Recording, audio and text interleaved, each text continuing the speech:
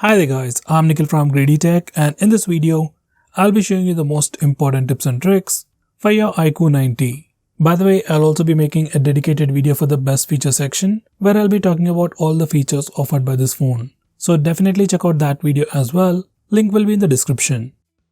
With that said, first I'll start off with the navigation gestures. Now once you enable the navigation gestures, you can swipe from the bottom of the screen to go home. You can swipe and hold for recent apps.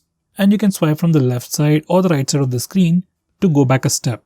To trigger Google Assistant, you can swipe diagonally from the bottom left corner or the bottom right corner. Just swipe it and Google Assistant will trigger. Besides all these gestures, you can also quickly switch between applications by swiping left or right on the bottom bar, just like on iOS. Next we have split screen mode. Now split screen mode allows you to use two applications at the same time. And there are multiple ways to open or start split screen mode. First we can do it from the recent apps page. Just go to the recent apps page and click on the app icon and select open split screen mode. Then the current application will open up in the top window. Then you can select the secondary application from the list below, or you can go to the home screen and then select the secondary application. Another way to start split screen mode is from the notification toggles. Just go to the notification toggles and click on split screen and you'll enter the split screen mode. The third way is using a gesture. On this phone we have a 3-finger gesture to quickly open the split screen mode. On any compatible application, you just need to swipe up using 3 fingers and you'll open the split screen mode. Very few phones out there offer this particular feature and it works really well. By the way, by default all the apps do not support split screen mode. So if you want to fix that, this is what you need to do. First you need to enable developer options. For that go to settings, about phone and click on build number 7 times. Once you do that, developer options will be enabled. Now you need to go to developer settings, go to the bottom of the screen and enable force activities to be resizable and then restart your phone. And once you do that, you will be able to use almost all the applications in the split screen mode. By the way, on this phone we also have this new feature called message split screen. Once you enable this feature, whenever you get notifications from apps like Messages, WhatsApp or other messaging applications, they'll appear as a small bubble. If you just tap on them, then that application will open up in a split screen mode with the current application on the screen. It's a pretty cool feature, but it doesn't work like 100%. It's kinda buggy, might be fixed in the future.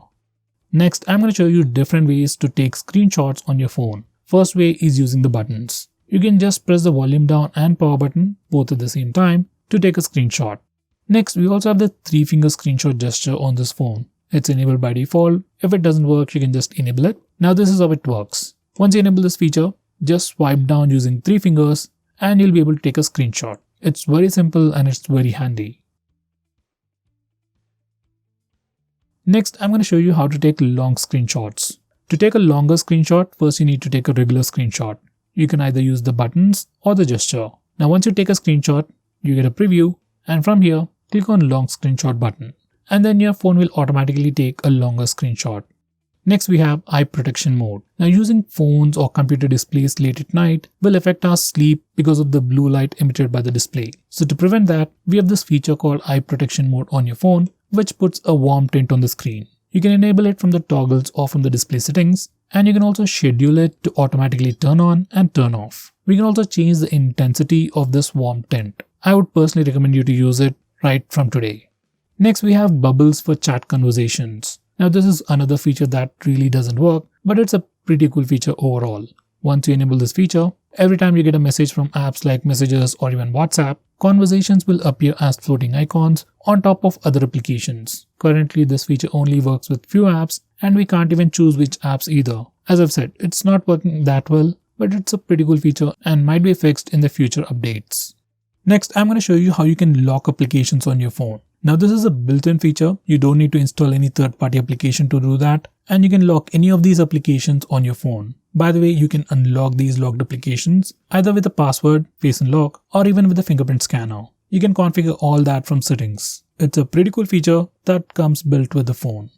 Next, I'm going to show you how you can hide applications on your phone. So some people might want to hide applications instead of just locking them. So you can do that on this phone. Once again, it's an inbuilt feature and you don't need to install any third-party application. Now once you hide these applications, they won't be visible in the recent tabs or even in the app drawer, and you can't even access them from the Play Store. While you're using this hidden application, it will appear in the recent apps, and once you remove it from the recent apps, that application will hide once again. Now to access these hidden applications, there are two ways to do it. Now the first way to access these hidden applications is from the home screen. Once you've enabled this particular toggle, you can just swipe up using 2 fingers on the home screen to access the hidden applications. Another way to see these hidden applications is under the hidden apps feature. You can access them from here. By the way, you need to enter the specific password, fingerprint or facial data to once again view those hidden applications. Next, we have a feature called global search on this phone, which is enabled by default. On your home screen, you can just do a swipe down gesture to bring a global search. Now from this single place, you can search for applications, contacts, messages, files, settings, calendar events, notes, and even App Store. So you just need to search and you'll get results from all these different places. It's pretty helpful and it's pretty similar to the feature on iOS. Next, we have a brand new feature on this phone which allows us to use live wallpapers on lock screen and home screen. And this is how you can do it.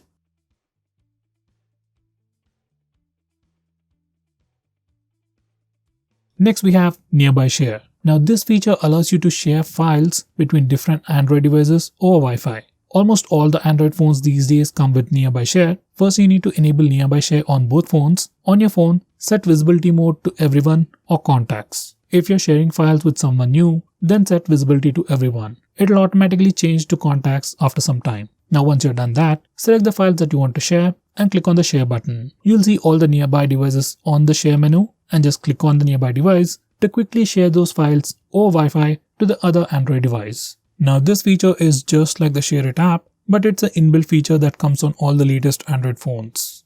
Next, we have Vivo Share or iQOO Share. Now this is an application that you can find on Vivo and iQOO phones. It's just like Share It, but only for Vivo and iQOO phones. It'll allow you to easily share files between Vivo and iQOO phones over Wi-Fi. Here's a quick preview.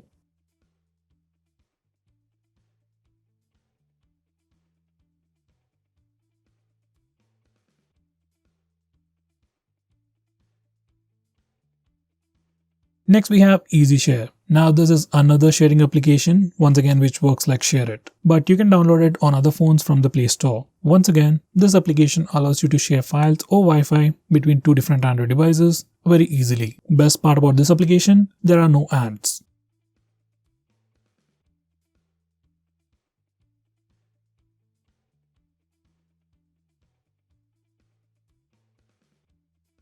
Next, we can do lots of customization on this phone. First, we can download multiple themes from the theme section and apply any of them. Next, we can also change the color scheme or the UI colors itself. From here, you can change the system and app UI color schemes just by enabling this toggle. We have all these colors available. We also have wallpaper colors. So every time you change the home screen wallpaper, UI colors adapt automatically. This particular color adaptation applies only to the compatible applications. Next, we can change the font and display size on this phone. First of all, we can change the font size from these settings, and from the same place, you can also change the display size as well. Now, when you change the display size, sizes of elements like fonts, images and icons will be adjusted automatically. Next, we can also change the font style on this phone. Now, first of all, we have some pre-installed fonts, so you can change them directly from here. And if you want, you can even download more according to your preference. Next, we have notification history. Now, once you enable this particular feature, all the notifications that you get will be recorded in the notification history place. So even if you accidentally dismiss a notification from your notification bar, you can still find them in the notification history panel. I would definitely recommend you to use this feature. Next, we have privacy dashboard. Now this particular feature allows you to see which application has access to your camera, GPS, microphone and other permissions. And at the same time, this particular feature allows you to see which applications have used which particular permission at which specific time. So you get a complete timeline history and you can easily find out which applications are misusing permissions, and from here you can also block those applications from accessing those permissions. Next, we have a very important security feature called app pinning. Now this is very important if you're someone who often lends your phone to some other stranger or even your friends. Now once you enable this toggle, you will be able to pin applications from the recent apps page. Once you pin an application, you can't go to the home screen, open camera app or open the gallery application. So it improves the security a lot. To unpin an application or to close the app, from the navigation gestures, you can just swipe up from the bottom twice and it takes you to the lock screen, and once you enter the password, that application will be unpinned. If you're using navigation buttons, you can press and hold back button and recent apps button and it will take you to the lock screen. Once again, you can unlock the phone to unpin the application. Next we have blur recent apps. Now there are some applications that you want to blur the interface in the recent apps page. Let's say for net banking applications, you don't want others to check out your balance details or other information. You can blur those applications in the recent apps page. You can do all that from here. Next we have monster mode. Now this is like a high performance mode which can be really useful for gamers. If you're into competitive gaming, then you need to squeeze out all the performance that your phone can offer. So specifically for the gamers, this phone offers the monster mode. You can just enable it from the toggles, and once you do that, your phone will enter the high performance mode and will give you the best visuals and the best performance. Next we have always on display. Now before you get started, here's a quick look at the always on display. Now once you enable this feature, the display is always on even when you lock your phone. On this always on display, you get to see some basic information like date and time, even some short notification icons as well. It's a pretty cool feature, and from settings, you can change the clock style, you can add colors, and even schedule it to automatically turn on and turn off at a specific time. Next we have camera gestures. First we have the touch gesture. Once you enable it, you can just touch the preview screen to quickly capture the picture. Wherever you touch, that particular place will be focused. Next we have voice capture. Now once you enable this feature, you can just say cheese to take a picture.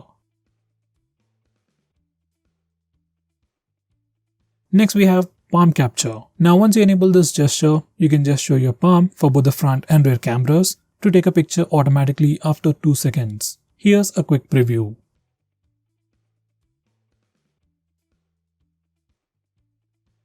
Next we have a quick shortcut to rotate photos. Normally on other phones, if you want to rotate a photo, you have to select the photo, go to edit and then rotate. But on this phone, on the default albums application, you can just select the photo, open it up, and then put 2 fingers on the screen and rotate them manually, clockwise or anti-clockwise to rotate that image. It's a really useful shortcut and I wish others implement this feature as well.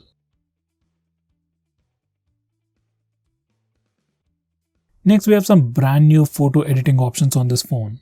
Now once again, to use this editing options, we need to open the albums application. Just select the application, go to edit, and we have tons of photo editing tools. Out of them all, you might be interested in Object Eraser, where you can erase some objects in the photo. It is still in the beginning phase, but this particular feature works really well.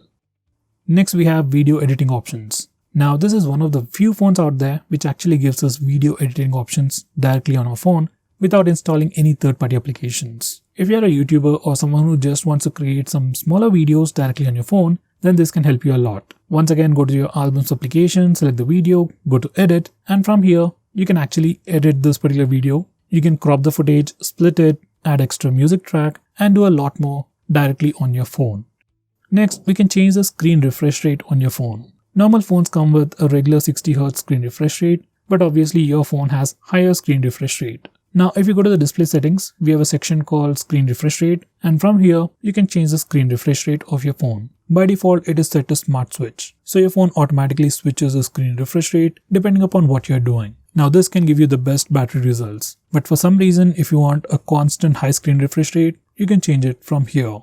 Next, we have the home screen slide down gesture. Now on this phone, by default, whenever you do a slide down gesture on the home screen, it takes you to the global search, which I've talked about earlier.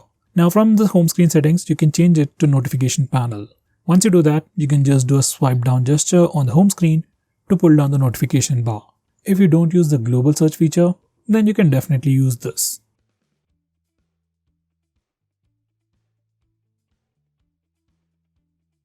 Next, we can also change the recent tab style. Now, there isn't any complicated stuff going on here. You can just do a pinch out and pinch in gesture on the recent tabs page to change its complete style.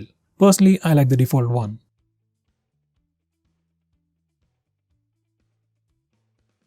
Next, we have Ultra Game mode. Now, there's a dedicated video where I talk about all the features offered by this mode, but to give you a gist, once you enable the Ultra Game mode, you get to see a game sidebar whenever you play a game. Now from this game sidebar, you get tons of options. You got the esport mode, autoplay with screen off for games like PUBG. We got frame rate priority, you can block notifications, you can record the screen, take screenshots. Basically, you can do all the stuff related to gaming from this sidebar and you can access all the settings related to it from the Ultra Game mode. Basically, it's for gamers, it gives you tons of options. Just check it out.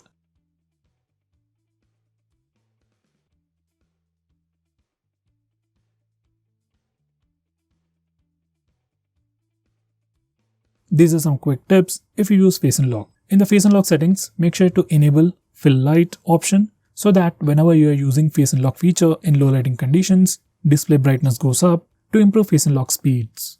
Next, make sure you disable Stay on Lock Screen option. Now, it's enabled by default, and whenever you use Face Unlock, you will still be on lock screen. You have to manually swipe up on the lock screen to unlock the phone. Disable it and use Face Unlock, then your phone will be completely unlocked. Next, we have dark mode. Now you can enable the dark mode from the display settings or directly from the notification toggles. Once you enable it, all the system UI elements and even some system applications and Google applications change from the default light theme to the dark mode or the dark theme. Here's a quick preview. By the way, we can also schedule the dark mode to only work at night, which can also be pretty helpful. Next, we have battery saver mode. Now this isn't any new feature, it's just the regular battery saver mode. So it's just a quick reminder. If you're ever running low on battery, then just enable the battery saver mode and it can drastically improve the standby time.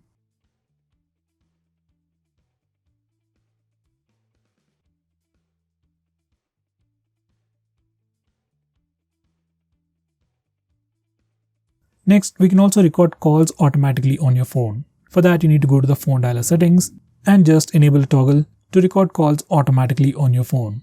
By the way, on this phone, if you're using a Google's phone dialer application, then you won't see the call recording options. If you're using the default phone dialer, then you'll be able to record calls automatically. Next, we have default app management.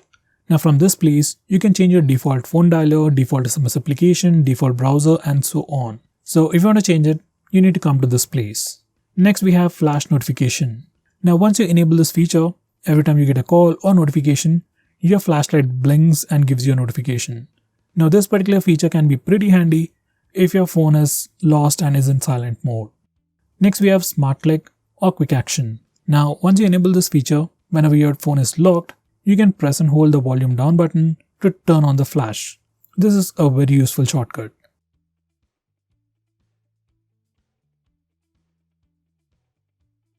Next, we can also display the battery percentage directly on the status bar. If you want to do that, just enable this toggle. Next, we can also display the network usage on the status bar, like how much you're downloading and how much you're uploading. You can check out all that information on the status bar just by enabling this toggle. Next, I'm going to show you how to disable the lock screen carousel or the lock screen poster. Now, on your phone, whenever you go to the lock screen, do you see a different wallpaper every time? If you don't like this particular feature, you need to disable the lock screen carousel or the lock screen poster from the lock screen settings. And this is how you can do it. Just disable the toggle to have a static lock screen wallpaper.